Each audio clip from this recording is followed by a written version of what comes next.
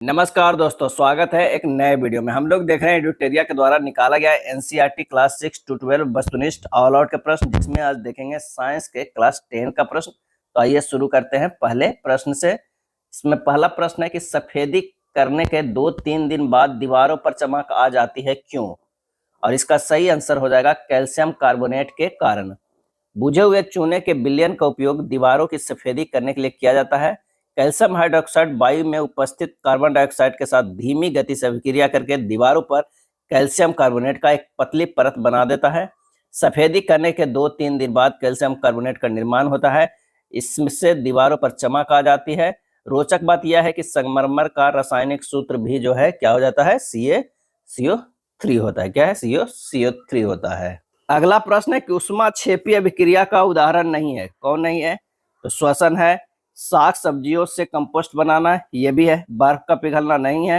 उपयुक्त में से एक से अधिक। आंसर हमारा जो हो जाएगा वो है बर्फ का पिघलना। जिन अभिक्रियाओं में उत्पाद के निर्माण के साथ साथ ऊष्मा भी उत्पन्न होती है, उन्हें ऊष्माक्षेपी रासायनिक अभिक्रिया कहते हैं। ऊष्माक्षेपी अभिक्रियाओं के कुछ उदाहरण जैसे प्राकृतिक गैस का दहन, श्वसन एक ऊष्माक्षेपी अभिक्रिया है। साग सब्जियों जैसे वनस्पति द्रव्य का विघटित होकर कंपोस्ट बनना भी ऊष्माक्षेपी अभिक्रिया का ही उदाहरण है। बर्फ का पिघलना ऊष्माक्षेपी अभिक्रिया का उदाहरण नहीं है। निम्नलिखित कथनों पर विचार कीजिए और सत कथन का जो है वो चयन कीजिए। तो उपचयन अभिक्रिया के समय हाइड्रोजन का ह्रास होता है, सही है। अपचयन अभिक्रिया के समय हाइड्रोजन की वृद्धि होती है, ये भी सही है। तो 1 और 2 दोनों जो है वो सही है। यदि किसी अभिक्रिया में पदार्थ का उपचयन तब होता है जब उसमें ऑक्सीजन की वृद्धि या हाइड्रोजन का ह्रास होता है। पदार्थ का अपचयन तब होता है जब उसमें ऑक्सीजन का ह्रास या हाइड्रोजन की वृद्धि होती है। तो आंसर क्या हो जाएगा? सी हो जाएगा। Zn plus CuSO4 ZnSO4 plus Cu ऊपर दी गई अभिक्रिया किस प्रकार की है? इसका सही आंसर हो जाएगा यह एक विस्थापन जो है अभिक्रिया है। जब कोई एक तत्व दूसरे तत्व को उसके यौगिक से विस्थापित कर देता है, विस्थापन अभिक्रिया होती है। इस अभिक्रिया में जिंक ने दूसरे तत्व कॉपर को कॉपर सल्फेट के विलयन से विस्थापित कर दिया या हटा दिया। इस अभिक्रिया को विस्थापन अभिक्रिया कहते हैं। नेक्स्ट है, रासायनिक अभिक्रिया के कारण कौन से परिवर्तन जो है वो संभव है? कौन से संभव है? अवस्था में परिवर्तन बिल्कुल सही, रंग में परिवर्तन सही, गैस का उत्सर्जन सही, तापमान में परिवर्तन ये भी सही। तो उपयुक्त में से जो है वो सही हो जाएगा। क्या है? सभी सही। रासायनिक अभिक्रिया के समय नए पदार्थों की प्राप्ति कैसे होती है? और इसका सही आंसर हो जाएगा परमाणुओं के आपसी आबंध टूटने एवं जुड़ने से जो है वो होता है। रासायनिक क्रिया के समय किसी एक तत्व का परमाणु दूसरे तत्व के परमाणु में नहीं बदलता है। न तो कोई परमाणु मिश्रण से बाहर जाता है और न ही बाहर से मिश्रण में आता है। वास्तव में किसी रासायनिक अभिक्रिया में परमाणुओं के आपसी आबंध के टूटने एवं जुड़ने से नए पदार्थ का निर्माण होता है। CaCO3 किसका रासायनिक सूत्र है? और इसका आंसर हो जाएगा कैल्शियम कार्बोनेट के, संगमरमर के भी, या बिना बुझे हुए चूने का भी है।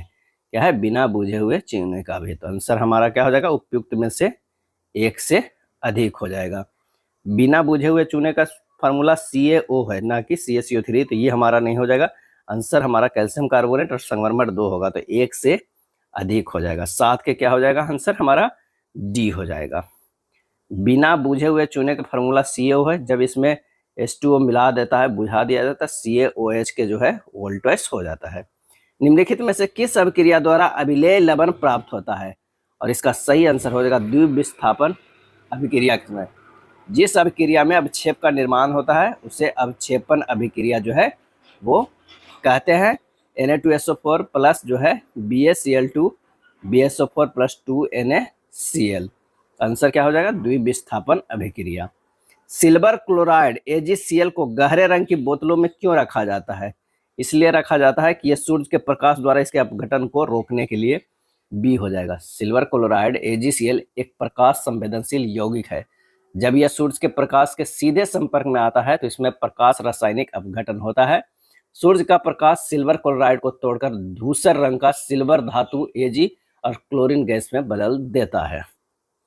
संक्षारण और विकृत गंधिता को रोकने के लिए तेल और वसा युक्त पदार्थों में मिलाए जाने वाले पदार्थों को क्या कहते हैं? और इसका सही आंसर हमारा जो हो जाएगा वो प्रतिऑक्सीकारक। क्या है? प्रतिऑक्सीकारक। वसा और तेल युक्त खाद्य पदार्थों को हवा की ऑक्सीजन के साथ मिलकर ऑक्सीकरण होना ही उनके खराब होने का मुख्य कारण है।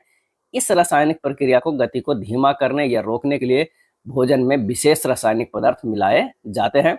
इन्हें प्रति ऑक्सीकारक जो है वो कहा जाता है। ये पदार्थ ऑक्सीजन के साथ खुद पहले विक्रिया कर लेते हैं और खाद्य सामग्री का ऑक्सीकरण होने से बचाते हैं, जिससे भोजन का स्वाद, सुगंध और गुणवत्ता लंबे समय तक सुरक्षित रहती है। निम्नलिखित में कौन प्राकृतिक सूचक नहीं है? प्राकृतिक सूचक जो है वो नहीं है। हल्दी है, हाइड्रेंजिया है, पेटूनिया है, जेरानियम है, मिथिल ऑरेंज जो है वो नहीं है। आंसर हो जाएगा केवल 5 जो है वो नहीं है। लिटमस विलियन बैगनी रंग को रंजक होता है जो थैलोफाइटा समूह के लीचन पौधे से निकाला जाता है। प्राय इसे सूचक की तरह उपयोग किया जाता है।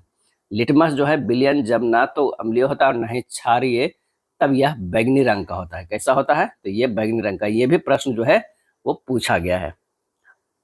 निम्नलिखित को सुमेलित कीजिए। एक तरफ पदार्थ है, एक तरफ जो है वो पीएच मान है। जठर रस का जो है वो हो जाएगा 1.2, मिल्क ऑफ मैग्नीशिया का हो जाएगा 14, नींबू का रस का हो जाएगा 12 नंबर का प्रश्न जो है जठर रस का 1.2, मिल्क ऑफ मैग्नीशिया का जो होगा 14 नहीं 10 होता है। क्या है? 10 होता है।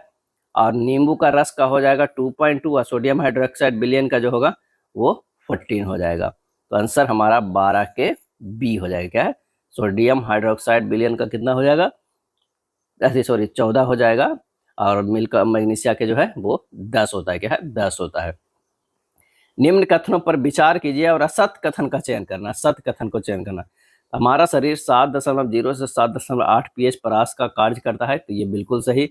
वर्षा जल का पीएच 5.4 से कम होना अम्लीय वर्षा कहलाता है, तो ये जो है वो गलत है। 5.6 से कम होना जो है अम्लीय वर्षा कहलाता है। शुक्र ग्रह का वायुमंडल नाइट्रिक अम्ल से बना है, ये भी जो है गलत। शुक्र का वायुमंडल सल्फ्यूरिक अम्ल से बना हुआ है। किससे बना हुआ है? तो सल्फ्यूरिक अम्ल से जो है बना हुआ है। तो आंसर हो जाएगा केवल 2 और 3 जो है वो गलत है। परवल अम्ल एवं दुर्बल क्षार के लवण का पीएच मान जो होता है वो 7 से कम होता है। क्या है? 7 से कम, क्योंकि अम्ल ज्यादा है और कमजोर क्षार है, तो अम्ल की तरफ जो है रहेगा, यानी 7 से कम। यहाँ देखिए एक रेंज है 0, 7 और ये 14। इधर जो है वो अम्लता होता है और इधर जो है वो क्षारता। क्या है? क्षारता। क्लोर क्षार प्रक्रिया से निर्मित उत्पाद है। क्या है? यह है सोडियम हाइड्रोक्साइड। क्या है? Sodium hydroxide. निम्नलिखित को मेलित करना। एक तरफ सूची 1 और सूची 2 है। विरंजक चूर्ण, तो कैल्शियम ऑक्सीक्लोराइड है, CaOClCl। CaOClCl फार्मूला होता है विरंजक चूर्ण का। बेकिंग सोडा के sodium hydrogen carbonate, sodium hydrogen carbonate NaSCO3। धोने का सोडा की अगर हम बात करें तो sodium carbonate Na2CO3। Plaster of Paris CaSO4 half H2O, calcium sulphate hemihydrate. Answer क्या हो जाएगा हमारा 16 के? तो 16 के जो है वो C हो जाएगा। क्या है? C हो जाएगा।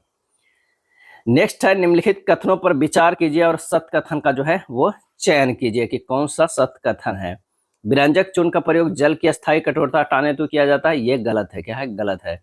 विरंजक चूर्ण एक उपचायक है, सही है। बोरेक्स के उत्पादन में धोने के सोडे का उपयोग होता है, ये भी सही। केवल 2 एवं 3। क्या है? 2 एवं 3 है। यदि किसी अभिक्रिया में पदार्थ का उपचयन तब होता है जब उसमें ऑक्सीजन की वृद्धि तथा हाइड्रोजन का जो है वो ह्रास होता है। आंसर क्या हो जाएगा? डी होगा। तनुकरण की प्रक्रिया है। तनुकरण का प्रक्रिया है तो जल में अम्ल मिलाने पर H3O+ आयन में प्रति इकाई आयतन में कमी, जल में क्षार मिलाने पर OH- आयन में प्रति इकाई आयतन में कमी, जल में अम्ल मिलाने पर H3O+ आयन में प्रति इकाई आयतन में बढ़ोतरी। तो ये उपयुक्त में से एक से अधिक होगा। जल में अम्ल या क्षारक मिलाने पर आयन की सांद्रता H3O+ या OH- की प्रति इकाई जो है आयतन में कमी हो जाती है। क्या है? कमी हो जाती है अम्ल या क्षारक मिलाने पर। तो हमारा ये दोनों जो है वो सही हो जाए, कमी हो जाती। इस प्रक्रिया को तनुकरण कहते हैं या अम्ल या क्षारक तनुकृत जो है होते हैं। तो एक से अधिक हमारा जो है वो आंसर हो जाएगा। पीएच मान दर्शाता है। क्या दर्शाता है? क्या दर्शाता है? तो यह है विलयन में उपस्थित हाइड्रोजन आयन की सांद्रता, किसी घोल में अम्लता या क्षारता होने का मान, अम्लों के रासायनिक गुणधर्म। इसका आंसर हो जाएगा 1 से अधिक। किसी विलयन में उपस्थित हाइड्रोजन आयन की सांद्रता ज्ञात करने के लिए एक स्केल विकसित किया गया है जिसे पीएच स्केल कहते हैं। इस पीएच में पी सूचक जो है पुषांश है। क्या है? पुषांश, पोटेंज, जो एक जर्मन शब्द है। इसका अर्थ है कि शक्ति।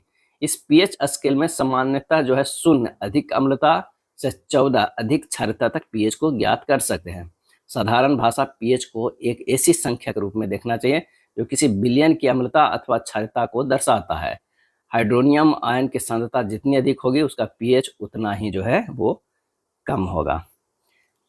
अपच का उपचार निम्न में से किस औषधि द्वारा किया जाता है? तो ये किया जाता है एंटासिड के द्वारा। क्या है? एंटासिड के द्वारा। हमारा उदर जो है हाइड्रोक्लोरिक अम्ल उत्पन्न करता है।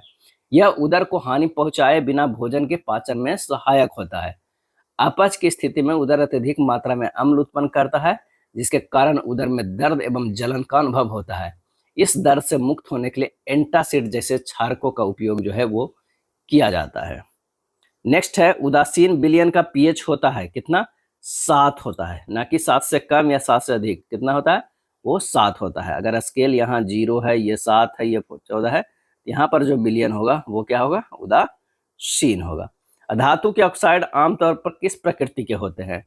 सही आंसर हो जाएगा वो अम्लीय प्रकृति के होते हैं। धातुओं के ऑक्साइड जैसे carbon dioxide, sulphur dioxide, nitrogen dioxide जब पानी के साथ अभिक्रिया करते हैं तो वे संबंधित अम्लों का निर्माण करते हैं। मधुमक्खी के डंक मारने पर होने वाले दर्द और जलन से राहत पाने के लिए घरेलू उपचार के रूप में क्या लगाया जाता है? और ये लगाया जाता है बेकिंग सोडा का गीला पेस्ट जो है लगाया जाता है। मधुमक्खी काटती है तो हमारी त्वचा के भीतर एक अम्लीय तरल जिसे फॉर्मिक या जो क्या बोलते हैं मेथेनोइक अम्ल, क्या है? मेथेनोइक अम्ल कहते हैं, छोड़ देती है। इस अम्ल के कारण त्वचा में तेज दर्द, सूजन और जलन होती है। इस अम्लीय प्रभाव को बेअसर करने के लिए डंक मारे गए स्थान पर दुर्बल क्षारक जैसे baking soda, sodium hydrogen carbonate का पेस्ट लगाया जाता है। बेकिंग सोडा एक क्षारक होने के कारण त्वचा के भीतर पहुंचे अम्ल को उदासीनीकरण अभिक्रिया द्वारा शांत कर देता है जिससे तुरंत राहत मिलती है। निम्नलिखित को सही सुमेलित कीजिए। ब्रोमीन द्रव धातु, ये गलत है। ब्रोमीन एक जो है अधातु है। क्या है? अधातु है जो द्रव अवस्था में। इसके अलावा सारी अधातुएं तो ठोस या फिर गैसें होती है। आयोडीन अधातु परंतु चमकीला। ग्रेफाइट विद्युत का सुचालक। हीरा सबसे कठोर पदार्थ। सही आंसर हमारा जो है सी हो जाएगा। धातु जो हथेली पर रखने पर पिघलने लगती है वो है सीजियम और क्या है? गैलियम। सीजियम और गैलियम उपयुक्त में से एक से अधिक। मरकरी छोड़कर सारी धातुएं कमरे के ताप पर ठोस अवस्था में पाई जाती है। धातुओं का गलनांक अधिक होता है लेकिन गैलियम और सीजियम का गलनांक बहुत कम है। यदि आप अपनी हथेली पर इन दोनों धातुओं को रखेंगे तो ये पिघलने लगेगी। तो आंसर हो जाएगा कौन सा? डी हो जाएगा। निम्नलिखित को सही सुमेलित करना। अत्यंत अभिक्रियाशील धातु जो है वो हो जाएगा सोडियम। ऑक्सीजन से अभिक्रिया नहीं करता है वो है सोना। जल में घुलनशील धातु ऑक्साइड जो है वो है पोटेशियम ऑक्साइड। उभयधर्मी ऑक्साइड जो है जिंक ऑक्साइड। आंसर हमारा जो हो जाएगा बी। क्या है? बी हो जाएगा। एक्वा रेजिया अम्लराज जिसे कहते हैं के संदर्भ में असत्य कथन को बताना है। तो यह सांद्र HNO3 एवं तनु HCl का ताजा मिश्रण है। यह गलत है। क्या है? गलत है। एक्वा रेजिया को क्या कहते हैं? रॉयल जल। क्या है? रॉयल जल कहते हैं। और ये 3:1 के अनुपात में सांद्र हाइड्रोलिक अम्ल और सांद्र नाइट्रिक अम्ल को ताजा मिश्रण है। 3 जो है HCl है और ये 1 जो है HNO3 है। इसमें Cl HNO3 का अनुपात क्रमशः 3:1 होता है। यह प्रबल संक्षारक भी है। यह गोल्ड एवं प्लेटिनम को गलाने में समर्थ है। यह भी सही है। तो आंसर हमारा जो हो जाएगा असत्य कौन सा है? ए हमारा असत्य है। अभिक्रियाशीलता के आधार पर बढ़ते क्रम में व्यवस्थित कीजिए। तो ये हो जाएगा सोना से ज्यादा कॉपर, कॉपर से आयरन, आयरन से ज्यादा जो है वो जिंक। अगर देखा जाए तो सबसे अधिक अभिक्रियाशील है के है, उसके बाद Na है, उसके बाद Ca है, उसके बाद जो है Mg है, उसके बाद जो है Al है, उसके बाद जो है Zn है, उसके बाद जो है Fe है, उसके बाद जो है Pb है। इस तरह हमारा जो है अभिक्रियाशील का घटता हुआ क्रम है। आयनिक यौगिकों के संबंध में निम्न कथनों पर विचार कीजिए और असत्य कथन का चयन कीजिए। यह धातु से धातु में इलेक्ट्रॉन स्थानांतरण द्वारा बनते हैं। यह गलत है। ठोस अवस्था में आयनिक यौगिक विद्युत का चालन नहीं करते हैं। सही है। गलित अवस्था में विद्युत चालन करते हैं। यह सही। आंसर हो जाएगा केवल एक जो है वो असत्य है। धातु से अधातु में इलेक्ट्रॉन के स्थानांतरण से बने यौगिकों को आयनिक यौगिक या वैद्युत संयोजन यौगिक कहा जाता है। ठोस अवस्था में आयनिक यौगिक विद्युत का चालन नहीं करते हैं, क्योंकि ठोस अवस्था में दृढ़ संरचना के कारण आयनों की गति संभव नहीं होती है। लेकिन आयनिक यौगिक गलित अवस्था में विद्युत का चालन करते हैं, क्योंकि गलित अवस्था में विपरीत आवेश वाले आयनों के मध्य स्थिर वैद्युताकर्षण बल उष्मा के कारण कमजोर पड़ जाता है। इसलिए आयन स्वतंत्र रूप से गमन करते हैं एवं विद्युत का चालन करते हैं। निम्न में से कौन सही सुमेलित नहीं है? सही सुमेलित नहीं है। पीतल, तांबा एवं जस्ता सही है। कांसा, तांबा एवं टीन सही है। सोल्डर, तांबा एवं पीस, सीसा गलत है। इनमें से जो है कोई नहीं। यदि कोई एक धातु पारद है तो उसके मिश्र धातु को अमलगम कहते हैं। शुद्ध धातु की अपेक्षा उसके मिश्र धातु की विद्युत चालकता तथा गलनांक कम होता है। उदाहरण के लिए तांबा, जस्ता का मिश्र धातु पीतल तथा ताम्र एवं टीन के मिश्र धातु कांसा है, जो विद्युत के कुचालक है। लेकिन ताम्र का उपयोग विद्युतीय परिपथ बनाने में किया जाता है। सीसा एवं टीन Pb प्लस Sn की मिश्र धातु जो है सोल्डर है। Pb प्लस जो है वो Sn होना चाहिए, जिसका गलनांक जो है बहुत कम होता है। यह विद्युत तारों के परस्पर बिल्डिंग के लिए किया जाता है। निम्नलिखित को सही सुमेलित कीजिए। एक तरफ धातु, एक तरफ अभिक्रियाशील है। पोटेशियम जो है ठोस जल के साथ अभिक्रिया करता है।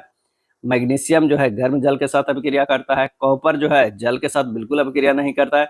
आयरन भाप के साथ अभिक्रिया करता है। आंसर हो जाएगा एक। क्या है? एक हो जाएगा। अगला प्रश्न है, सबसे अधिक तन्य धातु है। सबसे अधिक तन्य धातु जो है वो कौन है? और इसका सही आंसर जो हमारा हो जाएगा वो है सोना। क्या है? सोना जो है धातु के पतले तार के रूप में खींचने की क्षमता को जो है वो क्या कहते हैं? तन्यता कहा जाता है। सोना सबसे अधिक तन्य धातु है। आपको यह जानकर आश्चर्य होगा कि 1 ग्राम सोने में क्या है? 1 ग्राम सोने में जो है 2 किलोमीटर लंबा तार बनाया जा सकता है। कौन विद्युत के कुचालक है? इसमें कौन विद्युत के जो है वो कुचालक है? तो मरकरी जो है वो है, और सीसा सीसा है। चांदी नहीं है, कॉपर नहीं है, ग्रेफाइट नहीं है। आंसर हमारा जो हो जाएगा 1 और 2, केवल 1 और 2 हो जाए। धातुएं जल से अभिक्रिया करके प्रदान करती है। क्या प्रदान करती है? तो हाइड्रोजन प्रदान जो है वो करती है। कौन सी धातु जल से क्रिया कर तैरने लगती है? और वो है मैग्नीशियम। क्या है? मैग्नीशियम। सक्रियता श्रेणी के अनुसार सबसे कम क्रियाशील धातु इसमें से कौन है?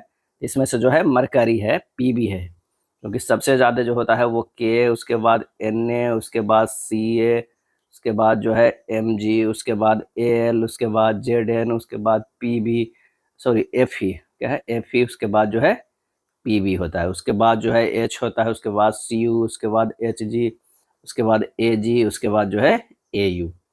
यसद लेपन के संबंध में निम्न कथनों पर विचार कीजिए। जंग से बचाने हेतु लोहे पर जस्ते की परत चढ़ाई जाती है। सही है। यसद लेपित वस्तु परत नष्ट होने पर भी सुरक्षित रहती है। ये भी सही। आंसर हमारा हो जाएगा सी।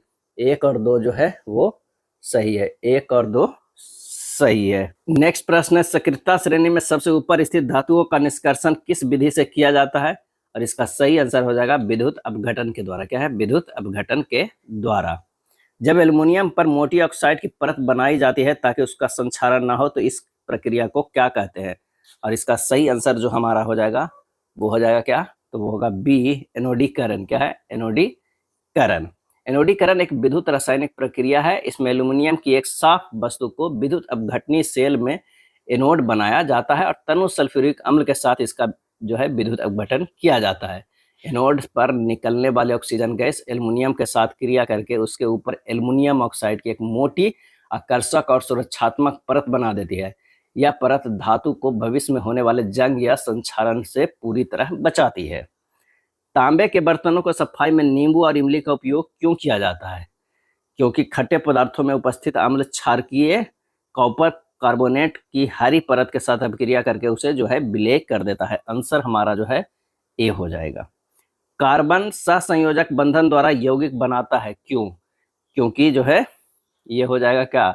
ये चतुसंयोजकता के कारण, श्रृंखलन गुण के कारण, इसके छोटे आकार के कारण। आंसर हो जाएगा 1 से अधिक। सहसंयोजी बंध की प्रकृति के कारण कार्बन में बड़ी संख्या में यौगिक बनाने की क्षमता होती है। कार्बन में 2 कारक देखे गए। कार्बन में कार्बन के ही अन्य परमाणुओं के साथ आबंध बनाने की अद्वितीय क्षमता होती है। इससे बड़ी संख्या में अणु बनते हैं। इस गुण को श्रृंखलन कहते हैं। इन यौगिकों में कार्बन की लंबी श्रृंखला, कार्बन की विभिन्न शाखाओं वाली श्रृंखला अथवा वलय में व्यवस्थित कार्बन भी पाए जाते हैं। कार्बन की संयोजकता 4 होती है, तो इसमें कार्बन के 4 अन्य परमाणु अथवा कुछ अन्य एक संयोजक तत्वों के परमाणु के साथ आबंध की क्षमता होती है। कार्बन द्वारा प्रबल आबंधों के निर्माण का एक कारण इसका छोटा आकार भी है। क्या है? छोटा आकार भी है। इसके कारण इलेक्ट्रॉन के सहभागी युग्मों को नाभिक मजबूती से पकड़े रहता है। बड़े परमाणुओं वाले तत्वों से बने आबंध तुलना में अत्यंत दुर्बल होते हैं। तो ये तीनों कारण है। संश्लेषित हीरे के संबंध में निम्न कथनों पर विचार कीजिए और सत कथन का जो है चयन कीजिए। तो ये हो जाएगा कौन? तो इन्हें बनाने के लिए शुद्ध कार्बन का प्रयोग किया जाता है। संश्लेषित हीरे आकार में बहुत बड़े होते हैं, गलत। ये प्राकृतिक हीरों से अभेदनीय होते हैं, सही है। 1 और 3 जो है हमारा सही हो जाएगा। शरीर में किस स्थान पर मेथनॉल ऑक्सीकृत होकर मेथनॉल में बदल जाता है? और इसका सही आंसर हो जाएगा यकृत में। एथेनॉल के विपरीत मेथनॉल की थोड़ी सी मात्रा लेने से मृत्यु हो सकती है। यकृत में मेथनॉल ऑक्सीकृत होकर मेथनॉल बन जाता है। मेथनॉल यकृत की कोशिकाओं के घटकों के साथ शीघ्र अभिक्रिया करने लगता है। इससे प्रोटोप्लाज्म उसी प्रकार स्कंदित हो जाता है जिस प्रकार पकाने पर अंडा स्कंदित होता है। मेथनॉल जो है चाक्षुष तंत्रिका को भी प्रभावित करता है, जिससे व्यक्ति अंधा हो सकता है। नेक्स्ट है, निम्नलिखित में कौन कार्बन का अपरूप नहीं है? तो हीरा तो है, ग्रेफाइट भी है, फ्लोरीन भी है, ऑक्सो कार्बन नहीं है। आंसर हमारा सी हो जाएगा। क्या है? सी हो जाएगा। उत्प्रेरकों के संदर्भ में कथनों पर विचार कीजिए और सत कथन का जो है चयन करना है। तो इनके कारण अभिक्रिया भिन्न दर से आगे बढ़ती है, बिल्कुल। वनस्पति तेलों के हाइड्रोजनीकरण में निकल उत्प्रेरक का प्रयोग किया जाता है, ये भी सही है। आंसर हमारा जो हो जाएगा 1 और 2 दोनों जो है वो सही है। एथेनोइक अम्ल की समानता कहा जाता है, क्या कहा जाता है? तो ये कहा जाता है एसिटिक एसिड। क्या है? एसिटिक एसिड जो है वो कहा जाता है। कार्बन यौगिक अधिकांशतः विद्युत के कुचालक क्यों होते हैं? क्योंकि इनमें आबंधन से किसी आयन की उत्पत्ति नहीं होती है। आंसर हमारा जो है बी हो जाएगा। कार्बन परमाणुओं के बीच केवल एकल आबंध से जुड़े कार्बन के यौगिक क्या कहलाते हैं? और ये कहलाते हैं संतृप्त यौगिक। क्या है? संतृप्त यौगिक कहलाते हैं। डी आबंध अथवा त्रि आबंध वाले कार्बन के यौगिक क्या कहलाते हैं? और इसका आंसर हो जाएगा असंतृप्त यौगिक। क्या है? असंतृप्त यौगिक। एस्टर की गंध कैसी होती है और इसका मुख्य उपयोग किस कार्य में किया जाता है? और इसका सही आंसर हो जाएगा मृदु, मीठी, इत्र और स्वाद उत्पन्न करने वाले कारक के रूप में होता है। आंसर हो जाएगा सी हो जाएगा। जब साबुन को जल में घोला जाता है तो इसके अणुओं के गुच्छे के रूप में बनने वाली विशेष संरचना को क्या कहते हैं? और ये कहते हैं मिशेल। क्या है? मिशेल जो है वो कहते हैं। प्रकाश संश्लेषण के दौरान निम्न में से कौन सी घटनाएं होती हैं? कौन सी घटनाएं होती है? तो क्लोरोफिल द्वारा प्रकाश ऊर्जा का जो है अवशोषण होता है। क्या अवशोषण होता है? प्रकाश ऊर्जा को रासायनिक ऊर्जा में रूपांतरित करना तथा जल अणुओं को हाइड्रोजन तथा ऑक्सीजन में अपघटन, कार्बन डाइऑक्साइड का कार्बोहाइड्रेट में अपचयन। कार्बन डाइऑक्साइड का जो है वो कार्बोहाइड्रेट में अपचयन। तो इसमें जो कह रहा है कि कौन सी घटना होता है, तो केवल 1 हो जाएगा। क्या है? 1 हो जाएगा। आंसर क्या होगा? 1 होगा। नेक्स्ट प्रश्न, निम्न में कौन जैव उत्प्रेरक है? जैव उत्प्रेरक है तो एंजाइम जो है वो जैव उत्प्रेरक है। क्या है? एंजाइम जो है जैव उत्प्रेरक है।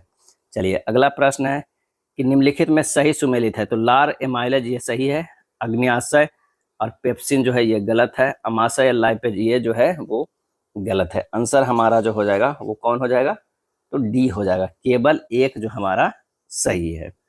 भोजन नली की दीवार के संकुचन एवं विस्तार संचलन को कहते हैं, क्या कहते हैं? तो वो कहते हैं पेरिस्टाल्टिक संचलन। पेरिस्टाल्टिक संचलन सी हो जाएगा। क्या है? सी हो जाएगा। आहार नली के हर भाग में भोजन की नियमित रूप से गति उसके सही ढंग से प्रक्रमित होने के लिए आवश्यक है। यह कर्माकुंचन गति पूरी भोजन नली में होती है। मुंह से अमाशय तक भोजन ग्रसिका या इसोफेगस द्वारा ले जाया जाता है। अमाशय एक बृहत अंग है जो भोजन के आने पर फैल जाता है। अमाशय की पेशीय भित्ति जो है भोजन के अन्य पाचक रसों के साथ मिश्रित करने में सहायक होती है। इस संचलन की पेरिस्टाल्टिक संचलन कहते हैं। ग्लूकोज पाइरुवेट में विखंडित होता है कहाँ? और ये विखंडित होता है कोशिका द्रव्य में। सी होगा। नीचे 2 कथन है, अभिकथन। जलीय जीवों की श्वास दर स्थलीय जीवों की अपेक्षा द्रुत होती है, ये सही है। जल में विलेय ऑक्सीजन की मात्रा वायु में ऑक्सीजन की मात्रा की तुलना में बहुत कम है, ये भी सही है। तो आंसर हमारा जो है वो क्या हो जाएगा? बी हो जाएगा। सही व्याख्या भी जो है वो करता है। निम्नलिखित में कौन वसा का वहन करता है? तो आंसर हो जाएगा लसिका। क्या है? लसिका करता है।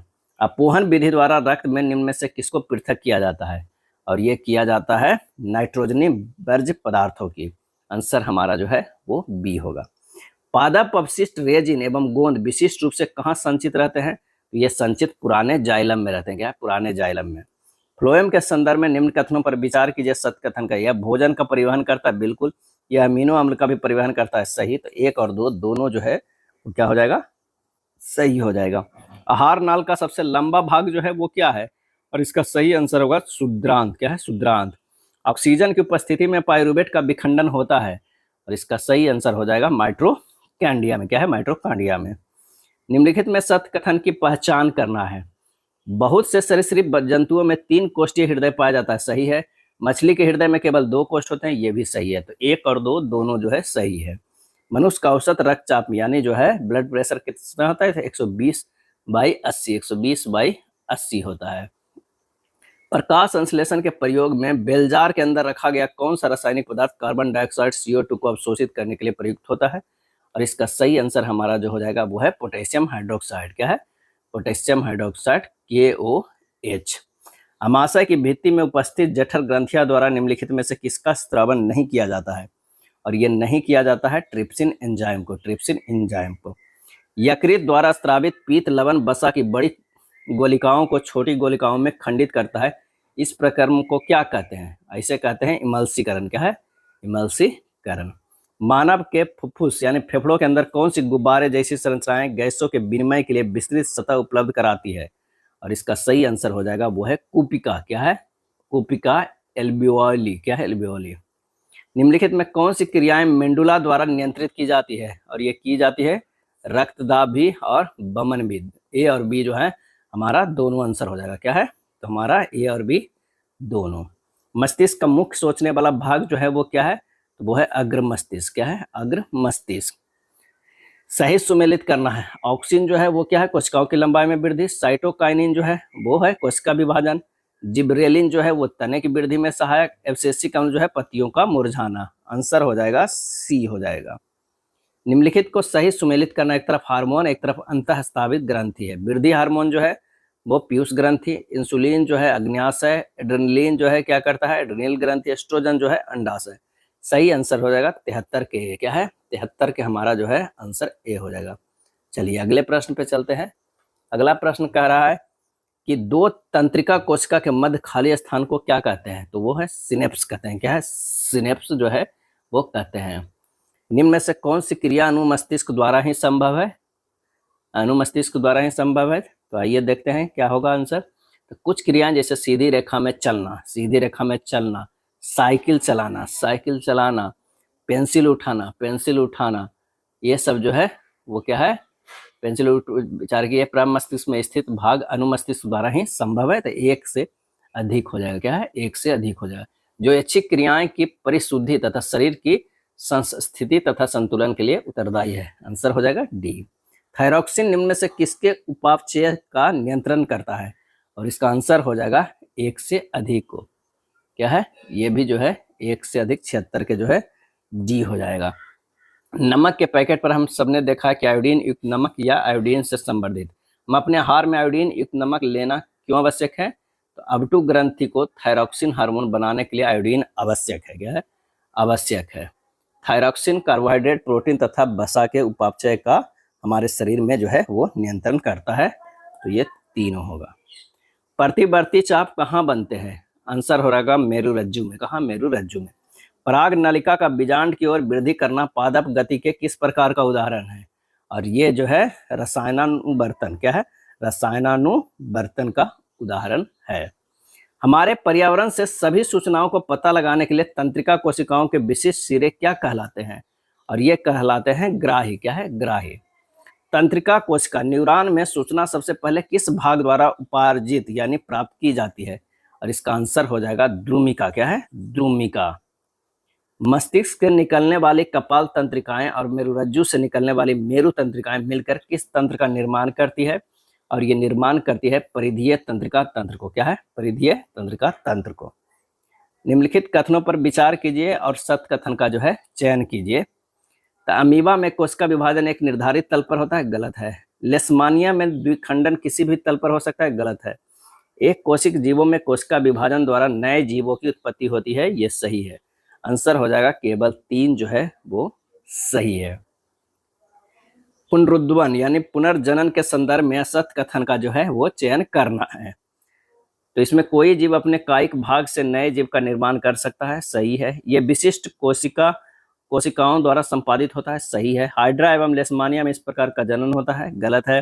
पुनरुद्वन जनन के समान नहीं है, ये सही है। आंसर हमारा जो है 83 के सी जो है वो असत्य है। सही सुमेलित करना, एक तरफ जीव एक तरफ जनन विधि है। स्पायरोगायरा तो ये हो जाएगा खंडन में। हाइड्रा जो है मुकुलन। प्लेनेरिया जो है वो क्या हो जाएगा, पुनरुद्वन। अमीबा जो है विखंडन। आंसर हमारा जो हो जाएगा सी सही हो जाएगा। निम्नलिखित में से सत्य कथन का चयन कीजिए। आइए देखते हैं सत्य कथन कौन है। तो एक लिंगी पुष्प में पुंकेसर अथवा स्त्री केसर में से कोई एक जननांग उपस्थित होता है, बिल्कुल जो है सही है। वह लिंगी पुष्प में पुंकेसर एवं स्त्री केसर दोनों उपस्थित होते हैं, सही है। पपीता एवं सरसों एक लिंगी पुष्प का उदाहरण है, गलत है। 85 के जो है ए हो जाएगा। 1 और 2 जो है वो सही है। क्या है, 1 और 2 सही है।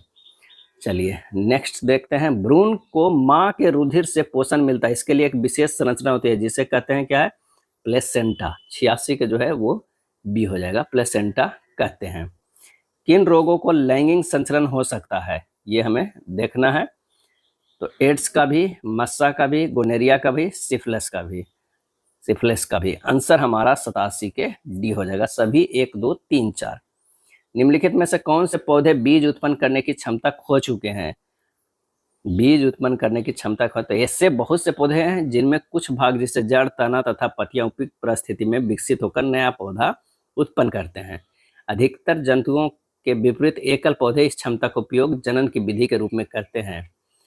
परतन, कलम अथवा रोपण जैसी कायिक प्रवर्धन की तकनीक का उपयोग कृषि में भी किया जाता है। गन्ना, गुलाब अथवा अंगूर इसके उदाहरण है। क्या है, उदाहरण है। कायिक प्रबंधन द्वारा उगाए गए पौधे के बीज द्वारा उगाए पौधे की अपेक्षा पुष्प एवं फल कम समय में लगने लगते हैं। यह पद्धति केला, संतरा, गुलाब एवं चमेली जैसे उन पौधों को उगाने के लिए उपयोगी है जो बीज उत्पन्न करने की क्षमता खो चुके हैं। तो आंसर होगा 1 से अधिक ये तीनों। निम्नलिखित कथनों पर विचार कीजिए और सत्य कथन का चयन कीजिए। स्वपरागकण में परागकणों का स्थानांतरण उसी पुष्प के वर्तिकाग्र पर होता है, सही है। पर परागन में एक पुष्प के परागकण दूसरे पुष्प के वर्तिकाग्र पर स्थानांतरित होते हैं, सही है। आंसर हो जाएगा 1 और 2 दोनों जो है सही है। कथनों पर विचार कीजिए और सत्य कथन का चयन कीजिए। तो नर जनन कोशिका का निर्माण वृषण में होता है, सही है। शुक्राणु उत्पादन हेतु आवश्यक तापमान शरीर के तापमान से अधिक होता है, ये गलत है। टेस्टोस्टेरोन हार्मोन शुक्राणु उत्पादन का नियंत्रण करता है, ये भी सही है। तो केवल 1 और 3 जो है वो सही है। क्या है, यही है। नर जनन कोशिका अथवा शुक्राणु का निर्माण वृषण में होता है। यह उदर गुहा के बाहर वृषण कोश में स्थित होते हैं। इसका कारण यह है कि शुक्राणु उत्पादन के लिए आवश्यक ताप शरीर के ताप से जो है वो कम होता है। क्या है, कम होता है। जब नवीन संतति की उत्पत्ति केवल एक एकल जनक द्वारा होती है तो उसे क्या कहते हैं? उसे कहते हैं अलैंगिक जनन। क्या है, अलैंगिक जनन। उत्तक संवर्धन तकनीक में पौधे के शीर्ष के वर्धमान भाग से पृथक की गई कोशिकाओं के समूह को क्या कहते हैं? और ये कहते हैं कैलस। क्या है, कैलस जो है वो कहते हैं।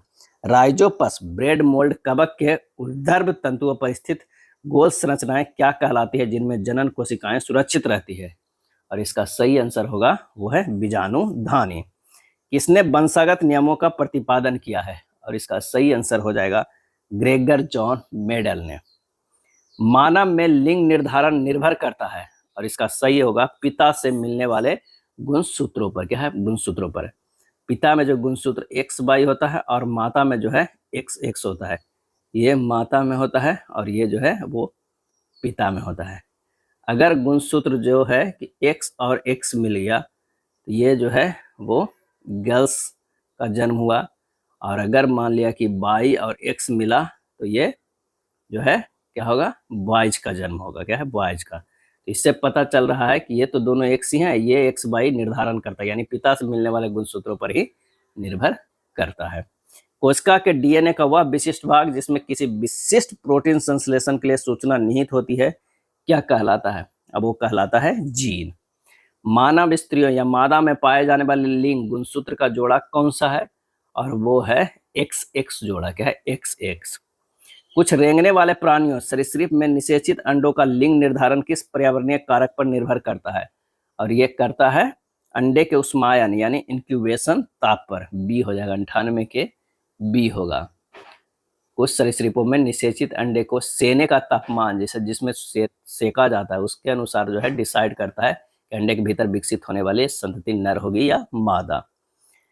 घोंघे जैसे प्राणी किस प्रकार यह प्रदर्शित करते हैं कि उनमें लिंग निर्धारण आनुवंशिक नहीं होता है? और आंसर हो जाएगा वे अपना लिंग बदल सकते हैं। ए हो जाएगा। गोलीय दर्पणों के लिए वक्रता त्रिज्या कैसी होती है? तो वो फोकस दूरी की दोगुनी होती है। क्या है? दुगनी होती है। आर बराबर जो होता है 2f होता है। अवतल दर्पण का उपयोग किया जाता है किसमें? तो सर्च लाइट में, टॉर्च में, सेविंग दर्पण में, गाड़ी के साइड मिरर में नहीं। इसमें तो जो है उत्तल दर्पण का प्रयोग किया जाता है। सौर भट्टियों में। सही आंसर हो जाएगा सी होगा। अवतल दर्पण के संदर्भ में निम्न को सही सुमेलित कीजिए। बिंब की स्थिति, प्रतिबिंब की स्थिति। तो ये हमारा हो जाएगा P और F के बीच जो है तो वो क्या होगा? दर्पण के पीछे। C पर अगर है तो ये हो जाएगा C पर। C तथा F के बीच है तो ये हो जाएगा C से परे। F पर है तो ये हो जाएगा अनंत पर। क्या है? अनंत पर। आंसर हमारा जो है C होगा। निम्न में किसके कारण सिक्का पानी में उठा हुआ प्रतीत होता है? और इसका सही आंसर होगा अपवर्तन के कारण। प्रकाश किसी अपारदर्शी वस्तु के किनारों पर मुड़ने की प्रवृत्ति दर्शाता है। यह विवर्तन के कारण होता है। गोलीय दर्पण के प्रवर्तक पृष्ठ की वृत्ताकार सीमा रेखा का व्यास कहलाता है और यह कहलाता है दर्पण का द्वारक। निम्नलिखित कथनों में असत्य कथन का चयन करना है। लेंस की क्षमता फोकस दूरी के बीच कर्म होती है। बिल्कुल। लेंस की क्षमता कोई सही मात्रक डायोप्टर है। सही। उत्तल लेंस की क्षमता धनात्मक होती है। सही। अवतल लेंस की क्षमता धनात्मक होती है। गलत। ऋणात्मक होती है। क्या है? ऋणात्मक होती है। तो इसका सही आंसर जो हमारा हो जाएगा डी। उत्तल लेंस द्वारा बने प्रतिबिंब की प्रकृति जो होती है वो कैसी होती है? और इसका सही आंसर हो जाएगा वास्तविक तथा उल्टा, आभासी तथा सीधा। सी। ए तथा बी जो है वो दोनों होता है। जब प्रकाश के पथ पर रखी पारदर्शी वस्तु अत्यंत छोटी हो तो प्रकाश सरल रेखा में चलने के बजाय इसके किनारे पर मुड़ने की प्रवृत्ति दर्शाता है। इस प्रभाव को क्या कहते हैं? प्रकाश का विवर्तन कहलाते हैं। सी। प्रकृति में पाए जाने वाले किस पारदर्शी माध्यम का निरपेक्ष अपवर्तनांक सबसे अधिक होता है? आंसर हो जाएगा वो है हीरा का। क्या है? हीरा का। हीरा का जो है अधिक होता है। हीरा का अपवर्तनांक कितना है? 2.42। निम्नलिखित कथनों पर विचार कीजिए और सत्य कथन का चयन कीजिए। प्रकाश कॉर्निया के माध्यम से नेत्र में प्रवेश करता है। सही है। प्रकाश किरणों का अधिकांश अपवर्तन कॉर्निया के बाहरी पृष्ठ पर होता है। सही है। परितारिका पुतली के साइज को नियंत्रित करता है। सही है। तो हमारा आंसर हो जाएगा सभी जो है सही है। क्या है? सभी। अभिनेत्र लेंस रेटिना पर किस वस्तु का प्रतिबिंब बनाता है? और इसका आंसर हो जाएगा किस वस्तु का? वास्तविक एवं उल्टा। अभिनेत्र लेंस की फोकस दूरी में परिवर्तन किया जाता है तो पश्चमाभी पेशियों द्वारा। किसके द्वारा किया जाता है? तो पश्चमाभी पेशियों द्वारा जो है किया जाता है। सही सुमेलित करना है। निकट दृष्टि दोष उत्तल लेंस गलत है। ये हो जाएगा अवतल लेंस। दीर्घ दृष्टि अवतल लेंस नहीं, ये हो जाएगा उत्तल लेंस हो जाएगा। जरा दृष्टि दोष द्विफोकसी लेंस सही है। आंसर हो जाएगा केवल 3। दूर दृष्टि दोष उत्पन्न होने के कारण जो है वो क्या है? तो असत्य कथन का चाहिए। अभिनेत्री लेंस की फोकस दूरी का अत्यधिक हो जाना सही है। नेत्र गोलक का छोटा हो जाना सही है। आंसर हो जाएगा 1 और 2 दोनों असत्य है क्योंकि दोनों ये सॉरी ना तो 1 और ना तो 2 असत्य है, दोनों जो है वो सत्य है। निम्न कथनों में असत्य कथन का जो है चयन करना है कि कौन सा है ये बताना है। प्रकाश को अपने अवयवी वर्णों में विभाजन विक्षेपण कहलाता है। सही है। इंद्रधनुष एक प्राकृतिक स्पेक्ट्रम का उदाहरण है। ये भी जो है सही है। सर्वप्रथम आइंस्टीन ने सूर्य का स्पेक्ट्रम प्राप्त करने हेतु कांच के प्रिज्म का उपयोग किया। गलत है। इंद्रधनुष सदैव सूर्य के विपरीत दिशा में बनता है। ये भी सही है। तो आंसर हो जाएगा सी हमारा सही है। क्या कारण है कि सूर्य हमें वास्तविक सूर्योदय से लगभग 2 मिनट पूर्व दिखाई देने लगता है? और इसका कारण है प्रकाश का अपवर्तन। क्या है? प्रकाश का अपवर्तन। निम्नलिखित में सही सुमेलित करना है। आकाश का नीला रंग अपवर्तन गलत है। तारों का टिमटिमाना प्रकीर्णन से गलत है। प्रकाश का अवयवी वर्णों का विभाजन विक्षेपण सही है। आंसर हमारा 117 के सी हो जाएगा। केवल 3 हो जाएगा। तारों के प्रकाश का वायुमंडलीय अपवर्तन के कारण ही तारे टिमटिमाते नजर आते हैं। यह अपवर्तन के कारण है। निकट दृष्टि दोष के संबंध में निम्न कथनों पर विचार कीजिए और सत्य कथन का चयन कीजिए। इससे प्रभावित व्यक्ति का दूर बिंदु अनंत पर बनता है, गलत है। वस्तु का प्रतिबिंब रेटिना के पीछे बनता है, गलत है। ना तो 1 और ना ही 2 हो जाएगा। निकट दृष्टि दोष को निकट दृष्टता भी कहते हैं। निकट दृष्टि दोष युक्त कोई व्यक्ति निकट रखी वस्तुओं को तो स्पष्ट देख सकता है, परंतु दूर रखी वस्तुओं को वह सुस्पष्ट नहीं देख पाता है। इससे दोष युक्त व्यक्ति को दूर बिंदु अनंत पर न होकर नेत्र के पास आ जाता है। ऐसा व्यक्ति कुछ मीटर दूर रखी वस्तुओं को ही सुस्पष्ट देख पाता है। जरा दृष्टि दोष के संबंध में सत्य कथन का चयन करें। तो इसमें मानव नेत्र की समंजन क्षमता घट जाती है, सही है। पश्चमाभी पेशियां धीरे धीरे दुर्बल होने लगती है, सही। क्रिस्टलीय लेंस दुधिया अथवा धुंधला हो जाता है, ये गलत है। इसके निवारण हेतु बाई फोकल लेंस का प्रयोग किया जाता है, सही है। आंसर हमारा सी होगा। प्रकाश का अपने अवयवी वर्णों में विभाजन क्या कहलाता है? और इसका सही आंसर हो जाएगा वो है विक्षेपण। क्या है? विक्षेपण कहलाता है। सूर्यास्त एवं सूर्योदय के समय सूर्य के रक्ताभ दिखाई देने का जो कारण है, उसका कारण जो है वो क्या है? प्रकाश का प्रकीर्णन। किसी समान दृष्टि के तरुण वयस्क के लिए सुस्पष्ट दर्शन के अल्पतम दूरी निकट बिंदु का मान क्या होता है? तो 25 सेंटीमीटर होता है। आंसर हमारा सी होगा। अधिक आयु के कुछ व्यक्तियों को नेत्र का क्रिस्टलीय लेंस दुधिया तथा धुंधला हो जाता है, इस स्थिति को क्या कहते हैं? तो इस स्थिति को मोतियाबिंद कहते हैं। इंद्रधनुष वर्षा के पश्चात आकाश में जल की सूक्ष्म बूंदों द्वारा सूर्य के प्रकाश के किस प्रभाव के कारण बनता है? और इसका सही आंसर होगा परिक्षेपण तथा आंतरिक परावर्तन, सी हो जाएगा।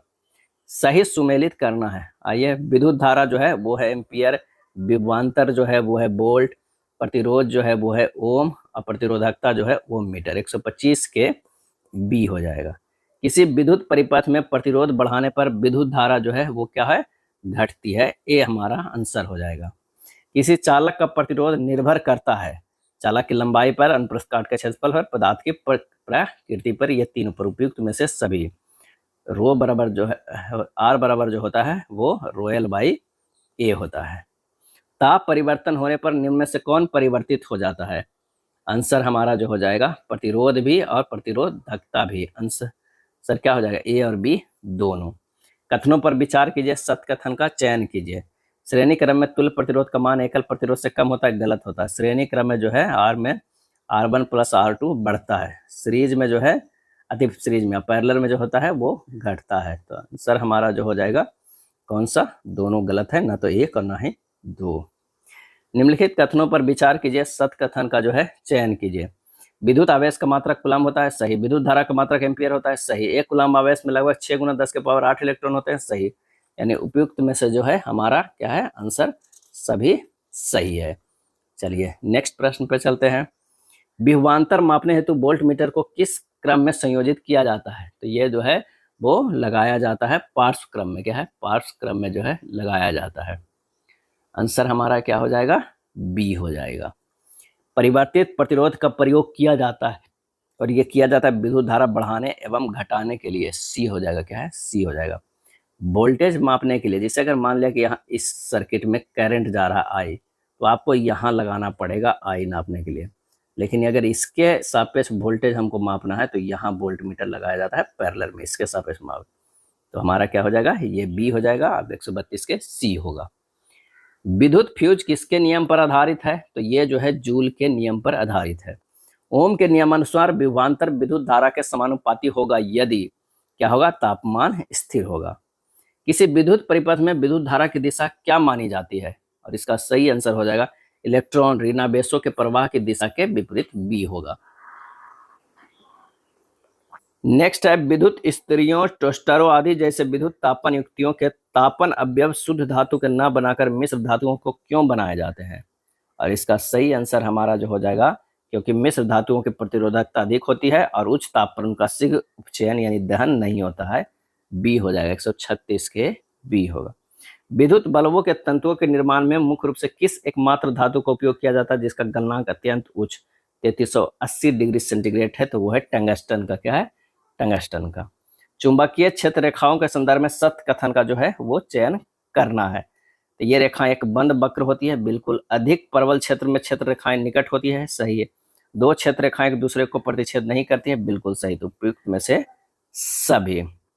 दक्षिण हस्त अंगुष्ठ नियम में अंगूठा क्या दर्शाता है? और ये दर्शाता है विद्युत धारा की दिशा को। परिनालिका के भीतर चुंबकीय क्षेत्र होता है, कैसा होता है? एक समान होता है। लघु पतन के समय परिपथ में विद्युत धारा का मान जो है वो कैसा होता है? बहुत अधिक जो है वो बढ़ जाता है। निम्नलिखित कथनों पर विचार कीजिए और सत्य कथन का जो है वो चयन कीजिए।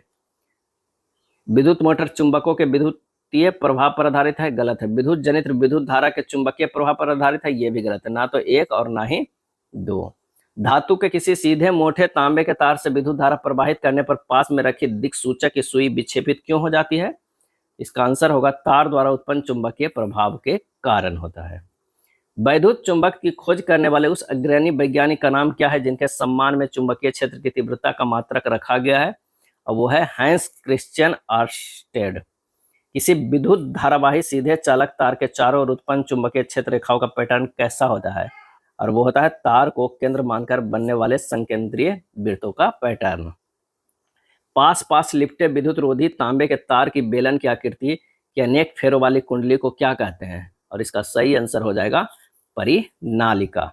जब किसी विद्युत परिपथ में विधुन्मय तार धनात्मक तथा उदासीन तार ऋणात्मक सीधे संपर्क में आ जाते हैं तो विद्युत धारा का मान अत्यधिक बढ़ जाता है। इस घटना को क्या कहते हैं? इस घटना को लघु पतन कहते हैं, शॉर्ट सर्किट कहते हैं। निम्न में कौन कृत्रिम पारितंत्र है? और इसका सही आंसर हो जाएगा वो है खेत जो है वो कृत्रिम पारितंत्र है। झील तालाब वन जो है प्राकृतिक है। आहार श्रृंखला का प्रत्येक चरण अथवा कड़ी जहां ऊर्जा का स्थानांतरण होता है किसका निर्माण करते हैं? और निर्माण ये करता है पोषी स्तर को। एक स्थलीय पारितंत्र में हरे पौधे की पत्तियों द्वारा प्राप्त होने वाली सौर ऊर्जा का लगभग कितना प्रतिशत भाग खाद्य ऊर्जा में रूपांतरित होता है? इसका सही आंसर हो जाएगा 1%। ये काफी इंपॉर्टेंट है, 1% हो जाएगा। जब एक पोषी स्तर से दूसरे पोषी स्तर में ऊर्जा का स्थानांतरण होता है तो उपभोक्ता के अगले स्तर के लिए औसतन कितने प्रतिशत ऊर्जा ही उपलब्ध होती है? तो वो है 10%। क्या है? 10%। और ये जो है वो लिंडमैन का नियम है। लिंडमैन का 10% का नियम भी कहते हैं। पारितंत्र में ऊर्जा प्रवाह के संबंध में निम्नलिखित में से कौन सा कथन पूर्णतः जो है वो सत्य है? तो ऊर्जा का प्रवाह एक दैशिक एक ही दिशा में होता है। बी हमारा जो है वो सही आंसर है। अजैव निम्नकरणीय रसायन जैसे डीडीटी या पीड़कनाशी का आहार श्रृंखला के माध्यम से प्रत्येक उच्च पोषी स्तर पर उत्तरोत्तर अधिक मात्रा में संग्रहित होना क्या कहलाता है? वो कहलाता है जैव आवर्धन। किसी भी आहार श्रृंखला में जैव आवर्धन का प्रभाव सबसे अधिक किस जीव के शरीर में दिखाई देता है और क्यों? तो ये मनुष्यों में, क्योंकि मनुष्य आहार श्रृंखला के शीर्षस्थ स्थान पर है। बी हो जाएगा। शाकाहारी जीव आहार श्रृंखला के किस पोषी स्तर का निर्माण करते हैं? तो यह है द्वितीय पोषी स्तर का। क्या है? द्वितीय पोषी स्तर का। यह था क्लास 10th का प्रश्न। अगर वीडियो अच्छा लगा तो लाइक एंड शेयर कर दीजिएगा। धन्यवाद।